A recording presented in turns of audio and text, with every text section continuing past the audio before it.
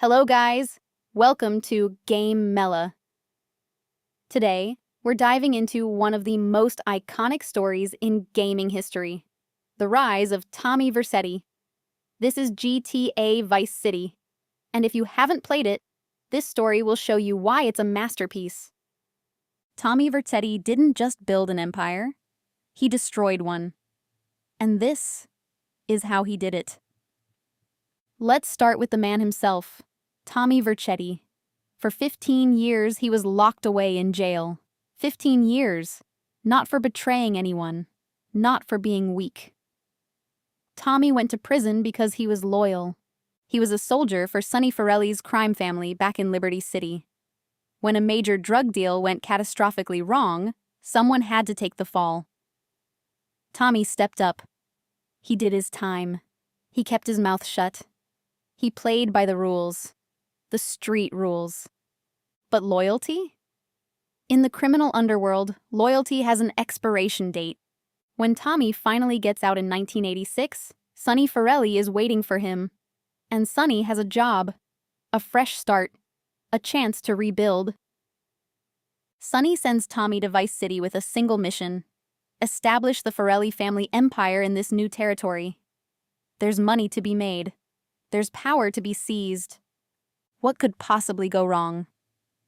Vice City in 1986. It's chaos. Neon lights. Cocaine. Gang wars. Corrupt cops. The whole city is up for grabs. Tommy meets Lance Vance, a young, ambitious hustler who knows the streets. They team up. They decide to make their first big move. A cocaine deal worth $40,000. Serious money. This will be their foundation. But it's a trap. Someone tips off Ricardo Diaz, a ruthless drug lord who runs half of Vice City. Diaz ambushes the deal. Tommy and Lance get slaughtered. The cocaine vanishes. The money is gone. And Tommy? He's left standing in the wreckage with nothing. But here's the thing about Tommy Vercetti. He doesn't break. He doesn't cry. He doesn't give up.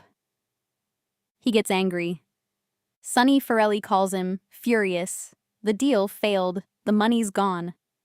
Sonny gives Tommy an impossible ultimatum: bring him $250,000 in 2 weeks, or forget about breathing. Tommy hangs up the phone. And he makes a decision that will change everything. He's going to build his empire. By himself. From the ground up. And he's going to make sure that everyone who crossed him pays. What happens next is the transformation of Tommy Vercetti from desperate ex-con to criminal mastermind. He starts small. He takes jobs, dirty jobs. He eliminates gang members for a Haitian crime boss named Auntie Poulet. He does favors for a corrupt property developer named Avery Carrington. He runs protection rackets. He works for a sleazy record producer named Kent Paul. Every job, every favor, every alliance brings him closer to power. But Tommy's smarter than everyone else. He sees opportunities where others see obstacles. He recruits loyal soldiers. He builds relationships with key players. He starts taking over territory, piece by piece, block by block. He seizes control of North Point Mall, turning it into a money-making machine. He sets up drug operations. He runs numbers. He eliminates rivals. He's ruthless, but he's also strategic. He knows that in Vice City, you don't just take power, you build it. Along the way, he meets people who become crucial to his empire. There's Colonel Juan Garcia Cortez, a military man with connections. There's Rosalie Carstairs, a woman with her own powerful connections. There's Candy, a stripper who becomes one of his allies.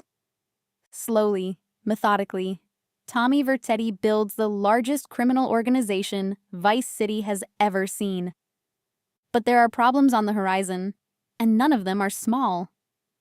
Ricardo Diaz is still there, still running parts of Vice City, still dangerous.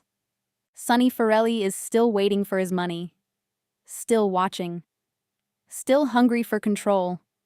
And Lance Vance, Tommy's own partner, is becoming a problem. Lance helped build this empire, but he's jealous. He's angry that Tommy's the one in charge. Tommy's the brain. Tommy's the leader. Lance is just there, following orders. The tension between them grows every day. Then there's the political angle. Vice City is run by corrupt officials, sleazy businessmen, and rival gangs.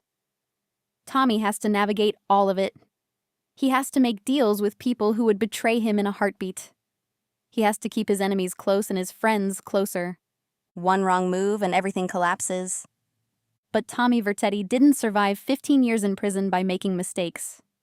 He's patient, he's calculating, he's watching everyone, and he's waiting for the right moment to make his final moves. That moment is coming. It starts with a phone call. Sonny Forelli on the line. Sonny's getting impatient.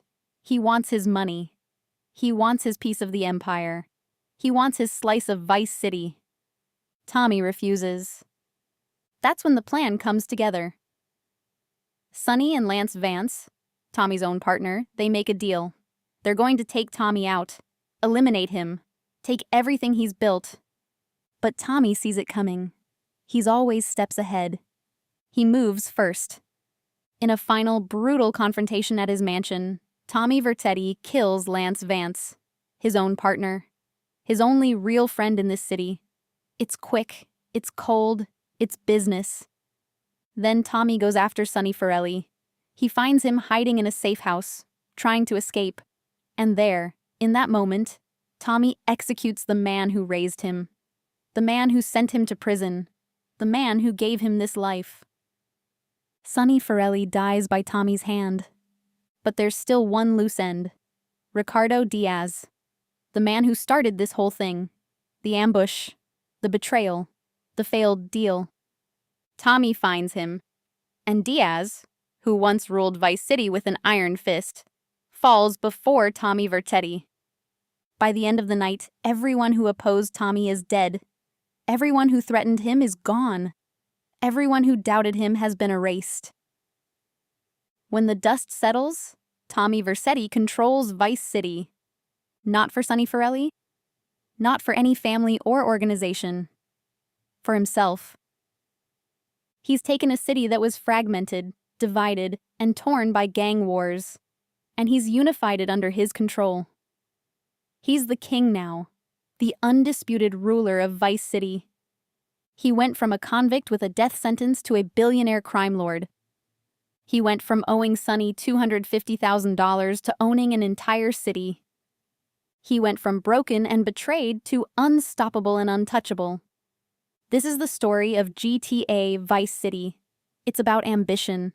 It's about loyalty and betrayal. It's about what one man can accomplish when he's given nothing but time and rage. Tommy Vercetti is one of the greatest anti-heroes in gaming history, and Vice City is his monument. That's the complete story of GTA Vice City. What did you think of Tommy Vercetti's journey? Drop your thoughts in the comments. Did he deserve to win? Was he a hero or a villain? And if you want more gaming stories like this, subscribe to Game Mela.